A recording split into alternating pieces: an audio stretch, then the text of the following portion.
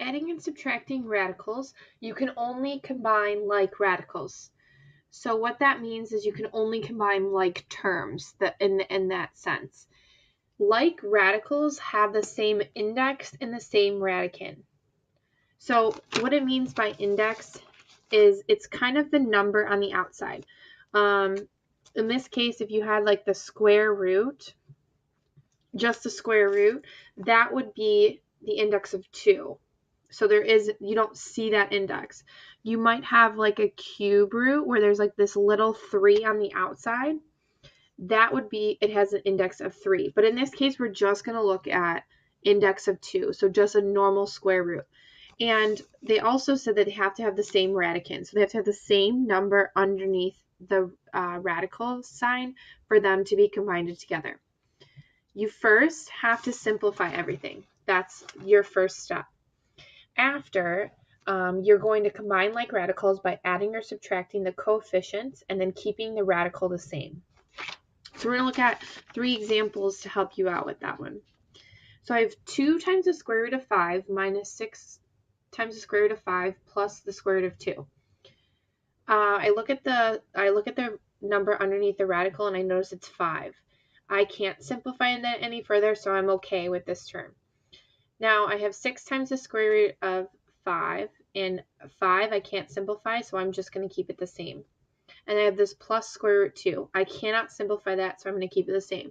So now that everything is simplified, I'm going to start combining like terms. So I can only combine the ones that have the same radical, or like the same number underneath the radical, or the same radicand. So in this case, I could do 2 minus 6, which gives me a negative 4.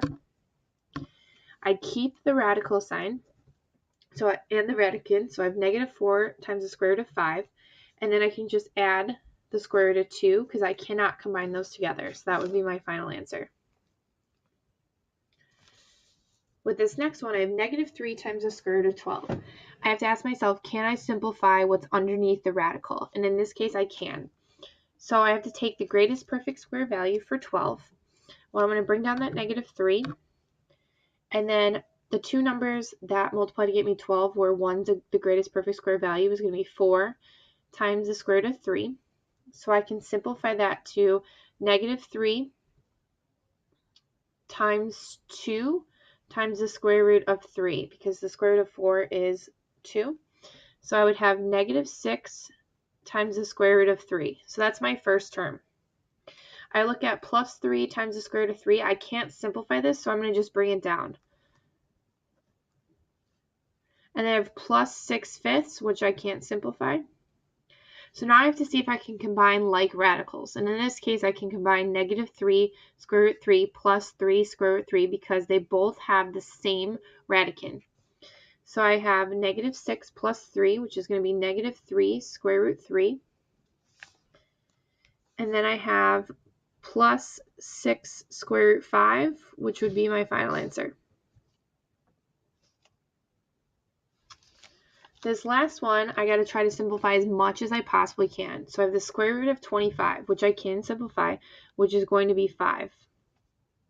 Minus 27.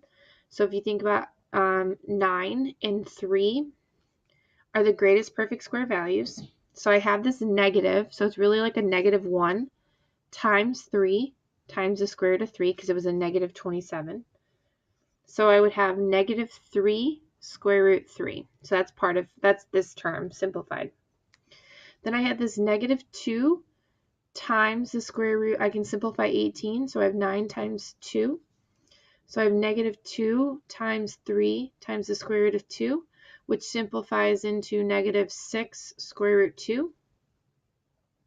And I have negative 16, which would end up just being a negative 4 because there's that negative 1 in front of that radical. So I have to see, can I combine any like terms? I cannot combine any of the radicals because they have different numbers underneath the radical sign.